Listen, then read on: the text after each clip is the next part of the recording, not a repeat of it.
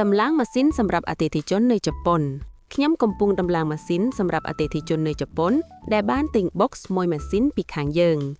ខ្ញុំបានដំឡើង Mi Changer និង Tool ទាំងអស់រួចហើយកំពុង test ដោយឆែកព័ត៌មានឧបករណ៍ឧទាហរណ៍បើខ្ញុំចង់ប្ដូរទៅ Xiaomi គ្រាន់តែជ្រើសនឹង random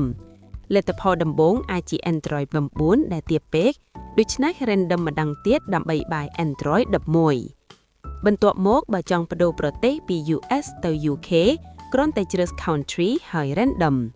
ចុងក្រោយចុច change device ហើយប្រព័ន្ធនឹងធ្វើអ្វីៗដោយស្វ័យប្រវត្តិដំណើរការងាយស្រួលណាស់គ្រាន់តែប៉ុន្មានជំហានព្រោះបានដំឡើងស្រេចអ្នកគ្រាន់តែផ្លាក់ហើយប្រើបានភ្លាមបើមិនដឹងភ្ជាប់យ៉ាងម៉េចអាចផ្ញើសារមកខ្ញុំនឹងជួយពីចម្ងាយក្រោយដំឡើងខាងយើងក៏ផ្ដល់វីដេអូនិងឯកសារណែនាំពេញលេញអ្នកគួរមើលឲ្យបានច្បាស់បើបានមើលហើយនៅមានបញ្ហាខ្ញុំអាចជួយតាម Ultra Viewer